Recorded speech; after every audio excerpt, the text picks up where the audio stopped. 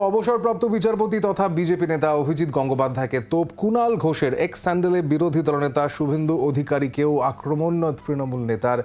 তিনি লিখেছেন, পরিচয় থাকার সুবাদ একটি অনুরোধ। আপনি বিচারপতি থাকাকালীন বিতর্কিত, ইস্তফা দিয়ে প্রশ্নের মুখে বিজেপিতে গিয়ে সমালোচিত। অনুরোধ, এখনো সময় আছে, ওদের বলে দিন প্রার্থী হবেন না। তমলুকে তৃণমূলই জিতবে, 2 মাস পর আপনার সব সম্মান নষ্ট হবে।